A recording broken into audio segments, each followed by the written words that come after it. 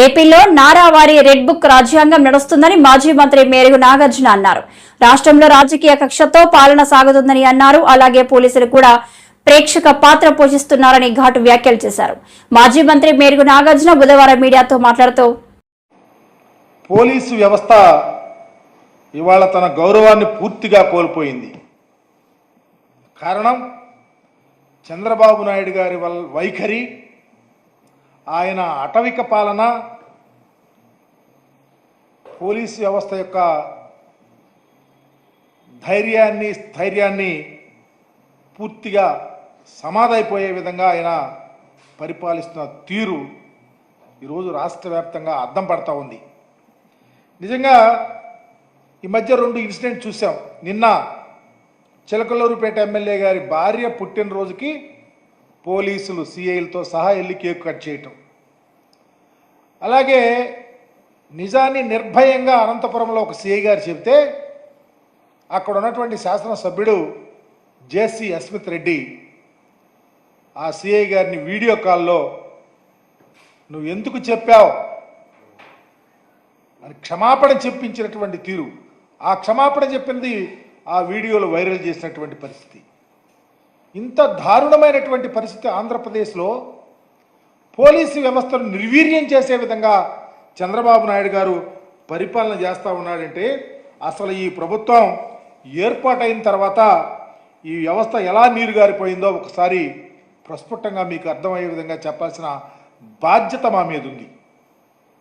నిజంగా చంద్రబాబు గారు అధికారంలోకి వచ్చిన తర్వాత ఆ ప్రభుత్వంలో అత్యంత కీలకమైనటువంటి వ్యవస్థలని పూర్తిగా నీరు కార్చేశాడు. ఒక సిస్టమ్, తన ప్రభుత్వంలో రాజ్యాంగం ఉందని, చట్టాలు నియమాలు నిబంధనలు ఉన్నాయని, న్యాయ ప్రక్రియ చట్టబద్ధంగా జరగాలని ఆ ఆలోచన ఆయనకి ఏనాడు లేని పరిస్థితి ప్రస్ఫుటంగా కనిపిస్తూ ఉంది.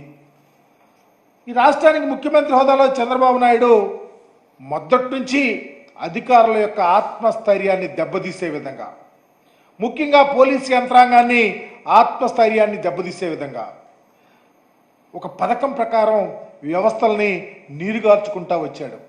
అవసరమైతే ఎన్నటువంటి పోలీసు అధికారుల్ని తన వ్యవస్థలో ఉన్నటువంటి మీడియా వ్యవస్థ ద్వారా అభూత కల్పనలు, వారిని నిర్వీర్యం చేసే విధంగా, మోరల్గా వీక్ అయ్యే విధంగా మరి కథనాలు రాయించటం, తర్వాత ఒక పరిస్థితి ప్రకారం వారి మీద వేటు వేయటం, ఈ విధంగా పోలీసు వ్యవస్థను పూర్తిగా నీరుగార్చేసినటువంటి పరిస్థితి ఆంధ్రప్రదేశ్లో చూస్తూ ఉన్నాం.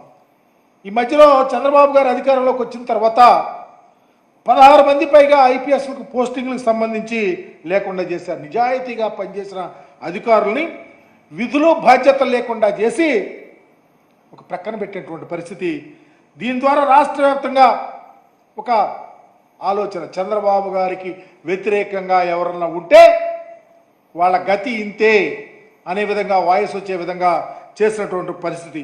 చంద్రబాబు గారు చెప్పిందే వేదం, టీడీపీ నాయకులు చెప్పిందే వేదం, లేకపోతే అదే చట్టం అనే విధంగా కూడా ఈరోజు రాష్ట్రంలో రాజ్యం వెళ్తున్నటువంటి పరిస్థితి రాష్ట్రంలో చూస్తూ ఉన్నాం. దీని ఫలితంగా వైఎస్ఆర్సీపీ శ్రేణులపైన, టీడీపీకి గిట్టని వారిపైన, సామాన్యులపైన దాడి, దౌర్జన్యాలు, ఆస్తుల ధ్వంసం, లేకపోతే హత్యలు జరుగుతూ ఉన్నా ఎవరు పట్టించు. దానికి కారణం చంద్రబాబు గారు పంపిన సందేశం. దానివల్ల పోలీసు వ్యవస్థ క్రియాహీనంగా మారిపోయినటువంటి పరిస్థితి ఈ రాష్ట్రంలో చూస్తూ ఉన్నాం. దీనికి అంత బాధ్యుడు చంద్రబాబు గారే, స్వయాన ముఖ్యమంత్రే. ఉదాహరణకి నంద్యాలలో ఇన్సిడెంట్ జరిగింది. నంద్యాల సమీపంలో సీతారాంపురంలో సుబ్బారాయుడు హత్య, అయ్యా నన్ను చంపేస్తూ ఉన్నారు, నా పోలీసులు సపోర్ట్ కావాలి, నన్ను రక్షించందని గగ్గోలు పెడితే ఆయన ఉన్న ప్రాంతం ఎంత దూరం, పోలీసు జిల్లా యంత్రాంగానికి 15 కిలోమీటర్ల దూరంలో ఉంటే ఒక్క పోలీసు కూడా వెళ్ళలా. దానికి కారణం చంద్రబాబు గారు ఇచ్చిన లైన్.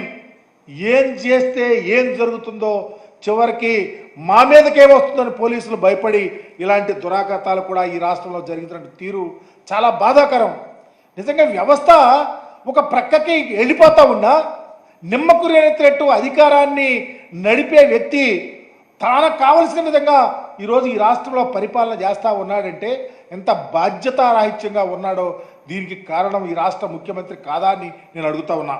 నేను ఇలాంటి చంద్రబాబు నాయుడు గారు ఇలా తప్పుడు సంకేతాలు, తన మాట వినని ఐఏఎస్ ఐపీఎస్ అధికారుల మీద వాళ్ళ ప్లాన్ ప్రకారం వారిని బ్యాట్ చేస్తూ భయభ్రాంతులు చేస్తున్న తీరు ఈ రాష్ట్రంలో కాదు, నిజంగా దేశంలో ఉన్నటువంటి ఈ పోలీసు ఐఏఎస్ ఐపీఎస్ అధికారుల వ్యవస్థకు కళంకితమయ్యే పరిస్థితి వస్తూ ఉంది. దానికి హాజ్యుడు చంద్రబాబు నాయుడు గారు అని చెప్పడానికి ఏమాత్రమూ వెనుకాడుస్తుంది. ఈ విధంగా చేయటం వల్ల, ఈ విధంగా వ్యవస్థ నడపటం వల్ల ఈ రాష్ట్రంలో రాజకీయ కక్షలతో ఒక ప్రక్క తలలు తెగిపడుతున్నా, మానభంగాలు జరుగుతూ ఉన్నా, ఏం జరుగుతూ ఉన్నా ఈ రాష్ట్రంలో నిమ్మకి నీరెత్తినట్టు వ్యవస్థలు ఆగిపోయి కళ్ళు లేని కబోజుల్లాగా ఉంటే ఈ విధంగా ఏమనుకోవాలి? చివరికి ప్రజలను రక్షించాల్సినటువంటి పోలీసులే ఈరోజు తమకు తాను రక్షించుకోవటానికి చివరికి ఆత్మరక్షణలోకి వెళ్ళిపోయారంటే దీనికి బాధ్యత చంద్రబాబు గారి యొక్క ఆలోచన సరళి, ఆయన పరిపాలన తీరు అని మాత్రం పూర్తిగా అర్థమవుతూ ఉంది. ఈరోజు చంద్రబాబు గారి ఆదేశం మేరకు చివరికి బాధితులపై కేసులు పెడుతుంటే ఏ సామాన్యుడైనా పోలీసుల దగ్గరికి ఎందుకు వెళ్తాడు? పోలీసుల వల్ల మాకు న్యాయం జరిగిద్ది, పోలీసులు మాకు అండగా ఉంటారు, మాకు రక్షణ ఉంది అని చెప్పుకోవటానికి ఎక్కడ అవకాశం ఉంది? దాడులు, అఘాయిత్యాలు, అమానుషాలు, వెలివేతలు వీటన్నిటికీ కారణంగా చంద్రబాబు ప్రభుత్వం, చంద్రబాబు గారు నడుపుతూ ఉన్నారే. రాజ్యాంగం మీద, ఏ రాజ్యాంగమేనా? రాజ్యాంగం మీద నడుపుతా ఉందా ఈ పరిపాలన? ఇది ఒక నారావారి రెడ్ బుక్ పరిపాలన కాదు అని అడుగుతా ఉన్నా. దీనికి ఎవరు సమాధానం చెప్తారు? ఎందుకంటే నడిచేది నారావారి రాజ్యాంగం. మాట వినని అధికారులపై చూపించిన శాడిజం, ఇంకా మాట వినకపోతే పరువు మర్యాదలను ప్రతిష్ట మంటగొల్పే విధంగా వారి యొక్క మీడియాలో రాయిస్తాం, ఒక కథనాలు రాయిస్తాం. ఆ కథనాలను ఆధారంగా చేసుకొని కక్షతో కార్పణ్యాలతో మీరు పనిచేసే తీరు ఈ రాష్ట్రంలో ఉన్న ఏ అధికారి, not only police, not only IAS IPS, ఏ అధికారి అయినా భయభ్రాంతులతో పనిచేస్తూ ఉన్నారే తప్ప మాకు బాధ్యత అని చేయటానికి అవకాశం లేని విధంగా పరిపాలన జరుగుతూ ఉంది అని చెప్పడంలో చాలా బాధపడతా ఉన్నా.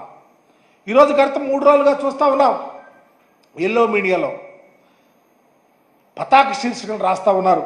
ఎవరో ఒకరు ఫిర్యాదు చేస్తే అధికారులు అధికారికంగా ఎఫ్ఐఆర్ కడితే దానికి కట్టిన అధికారుల మీద